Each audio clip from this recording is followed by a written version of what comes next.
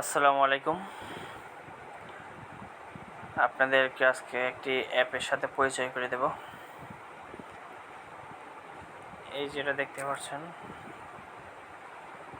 Bangla AI calculator. এটা open করুন।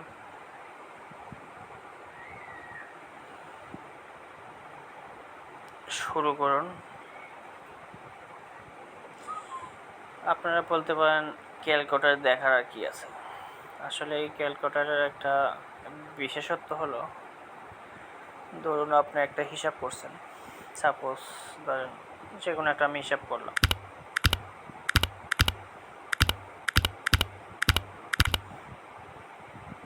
ধরেন এই হিসাবটা করলাম, কত আসছে 182।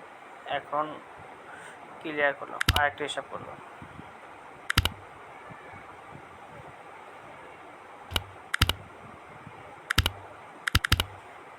এখন আপনি চাইতেছেন যে আগের হিসাবটা আনতে বা দেখতে চাইতেছেন, ঠিক আছে। অর্থাৎ দুইটা হিসাব করলাম, একটা 182, একটা 177। এখন সাধারণ ক্যালকুলেটারে এরকম ফিউচার থাকে, কিন্তু এই ক্যালকুলেটারে একটা আলাদা বিশেষত্ব হলো আপনারা রিইউজ করতে পারেন। এবং যেমন আপনি হিস্ট্রিতে ক্লিক করুন, দেখুন এখানে আমার আগের একটা ছিল, পরে দুইটা হিসাব আছে, টোটাল 3টা হিসাব, ঠিক আছে।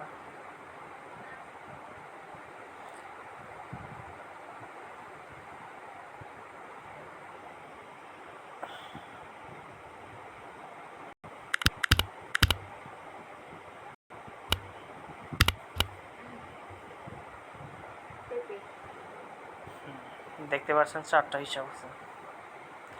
ধরেন আপনি একটা হিসাবকে নোট ডাউন করে রাখবেন, এটা আপনার পরবর্তীতে লাগতে পারে বা লাগবে। এই যে সম্পাদনায় ক্লিক করুন, এখানে নাম দিতে পারেন, যেমন কার কিসের জন্য হিসাবটা করছেন বা কার হিসাব এটা। ধরেন আপনি একজনে একটা বাজার আনছেন, যে বাজার হিসাবটা মনে রাখতে চান, যেমন বলতে পারেন আজকে হলো কয় তারিখ, 28 তারিখের বাজার বা 27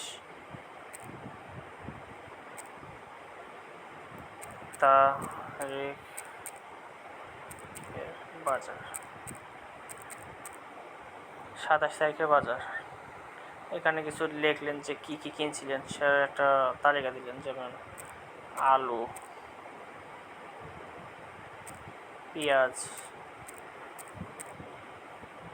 ইত্যাদি ইত্যাদি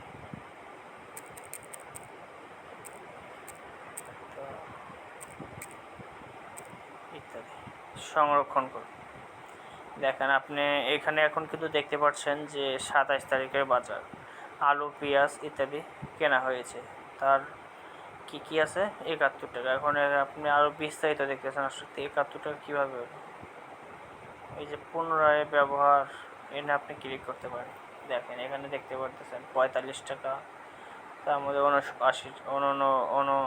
69 টাকা, 63 টাকা, 53 টাকা এগুলা যোগ হয়েছে, ঠিক আছে। এই যে 27 তারিখের বাজার দেখছেন, আপনি এখানে ক্লিক করে আবার দেখতে পারেন। এখন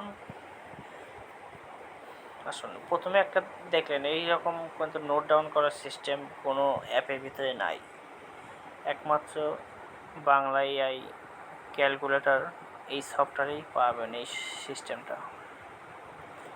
আমি মনে করি এই অ্যাপটা মানুষের খুবই প্রয়োজন এবং আপনারও প্রয়োজন হবে।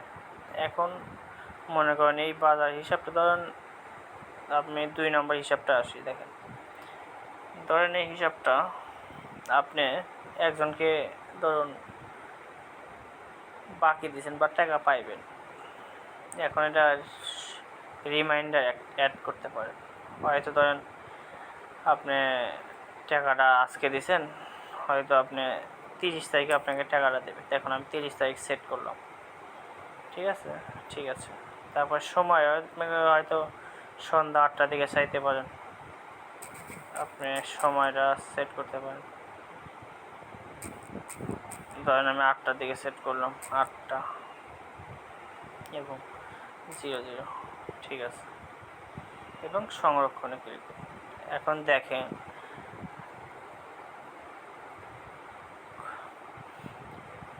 আপনার 2 দিন 13 ঘন্টা 32 মিনিট পর আপনারা একটা রিমাইন্ডার পাবেন, অর্থাৎ আপনার যে একজনকে টাকাটা দিয়েছেন বা টাকাটা পাবেন সেটার একটা মনে রাখার প্রসেস।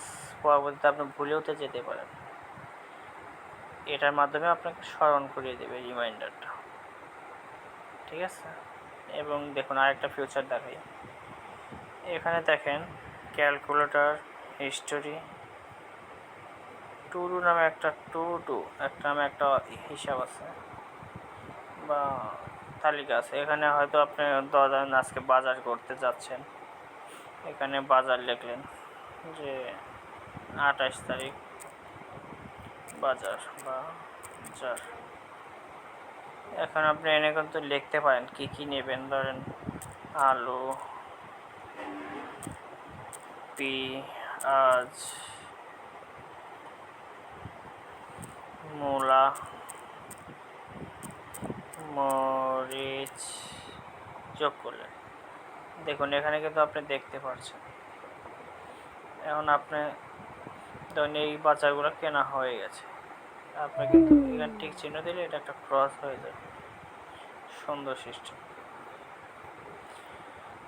এবং আপনি যদি এটাকে অনলাইনে রাখতে চান, অথবা আপনি এই হিসাবটা পরবর্তীতে কাজে দেবে, আপনি এখানে ক্লিক করে কিন্তু অনলাইনে রাখতে পারবেন।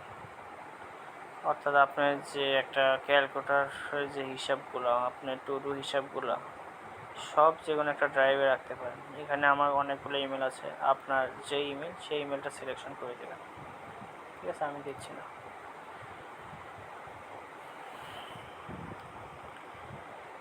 আপনার এই ক্যালকুলেটরটা ব্যবহার করে আমাকে অবশ্যই একটু ফিডব্যাক দেবেন, কি অ্যাপে আরও কী দরকার বা কী প্রয়োজন হলে আপনার আরও ভালো হতো সেগুলো জানাবেন। আজকে এই পর্যন্তই। আসসালামু আলাইকুম।